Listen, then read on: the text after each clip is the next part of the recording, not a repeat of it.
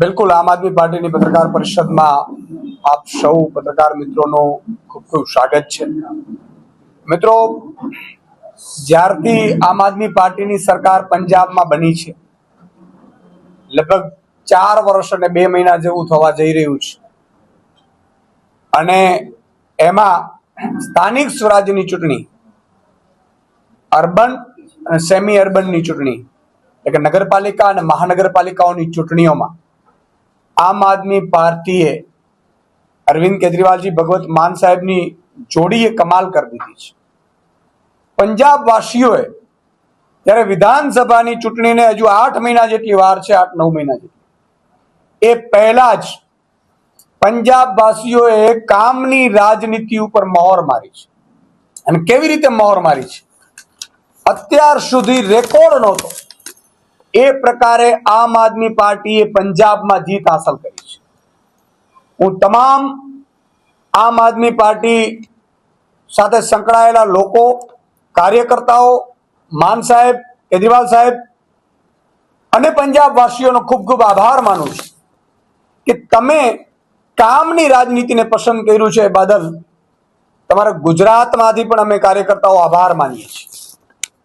આજે તમે વિચાર કરો, પંજાબમાં ટોટલ અર્બન લોકલ બોડી ઇલેક્શનમાં 1975 સીટ ઉપર ચૂંટણી હતી, જેમાં 8 મ્યુનિસિપલ કોર્પોરેશન હતી, મ્યુનિસિપલ કાઉન્સિલ 75 હતી, નગર પંચાયત 20 હતી, અને યુએલબીમાં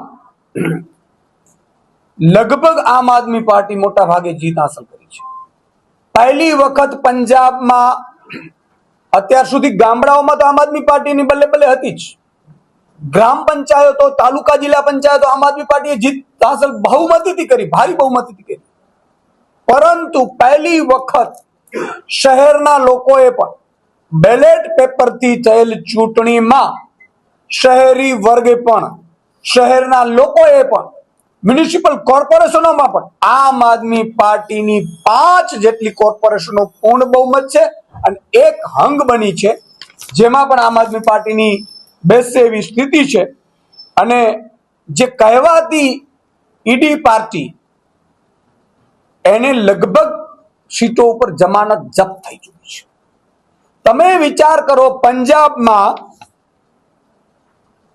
ઇન્ડિપેન્ડન્ટ 251, એટલે કે 13% લોકો ઇન્ડિપેન્ડન્ટ જીત્યા છે, પરંતુ કહેવાતી ઈડી પાર્ટીને માત્ર 172 સીટ મળી છે, અને કોંગ્રેસ, અકાલી દળ, બાકી બધા લોકો એ 50%માં છે, ને 50%થી વધુ સીટો ઉપર એકલી આમ આદમી પાર્ટીએ કામની રાજનીતિએ મહોર મારી છે। આજે મ્યુનિસિપલ કોર્પોરેશનમાં 6 જેટલી, એટલે કે 5 એક અંગ છે। તમે જુઓ, યુએલબીમાં પણ 103 માંથી 53 અર્બન લોકલ ઓથોરિટી, જેમાં આપણે નગરપાલિકાઓ હોય છે, એમાં લગભગ 50%થી વધુ નગરપાલિકાઓ આમ આદમી પાર્ટીએ જીત હાંસલ કરી છે। મ્યુનિસિપલ કાઉન્સિલિંગમાં 75 માંથી 39 ઉપર આમ આદમી પાર્ટીએ જીત હાંસલ કરી છે, અને નગર પંચાયતોમાં પણ 20 માંથી 9 આમ આદમી પાર્ટીએ જીત હાંસલ કરી છે। એટલે તમે જો કુલ મળીને શહેરના લોકોને પણ સારી સ્કૂલ મળી, ત્યાં મોહલ્લા ક્લિનિક બન્યા, જે પ્રાઇવેટ સ્કૂલો જે લૂંટ ચલાવતી હતી એ બંધ થઈ, શહેરના લોકોને પણ 600 યુનિટ 2 મહિનાની 599 યુનિટ વીજળી ફ્રી મળી, એટલે મોંઘવારીમાંથી એને રાહત મળી। શહેરના લોકોએ પણ ભ્રષ્ટાચાર ખતમ થયો, એટલે એ લોકોએ પહેલી વખત પંજાબમાં આમ આદમી પાર્ટીના 5થી વધુ મેયર બનવા જઈ રહ્યા છે। આ પહેલી વખત થઈ રહ્યું છે।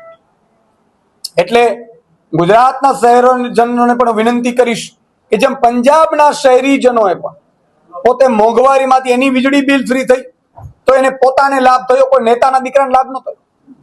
એમણે સ્કૂલ સારી બની, તો તમે જેમ આપણે અમદાવાદ, વડોદરા, સુરત, રાજકોટમાં લાખ લાખ રૂપિયા ફી ભરીએ છીએ, અત્યારે પંજાબમાં શહેરોમાં સ્કૂલો સારી બનવા માંડી, અને સારી સારી ઇંગ્લિશ મીડિયમથી માંડીને તમામ સ્કૂલો છે એ સારી બની, એટલે એમની ફી બચવા માંડી, અને એટલા માટે એ લોકોએ આમ આદમી પાર્ટીને પસંદ કરી હતી એમણે કામ બતાવ્યું અને ફરીથી આમ આદમી પાર્ટીને પસંદ કરી છે શહેરી વર્ગે. એટલે હું ગુજરાતની જનતાને પણ વિનંતી કરું છું, એકવાર તમે પણ પીડિત ખૂબ છો, મને ખબર છે, અને સૌથી વધુ અહીંયા હિન્દુઓ ઉપર અત્યાચાર થાય છે. સૌથી વધુ હિન્દુઓ જે અત્યારે પીડાઈ રહ્યા છે, એમની પાસેથી શિક્ષણ ફી ને વીજળી બિલ ભારે આ બધું લેવાઈ રહ્યું છે. એટલે તમે જો ડ્રગ્સ વિરુદ્ધ મુહિમ પંજાબમાં ચાલી, અત્યારે ડ્રગ્સ વાળાની ખેર નથી પંજાબમાં.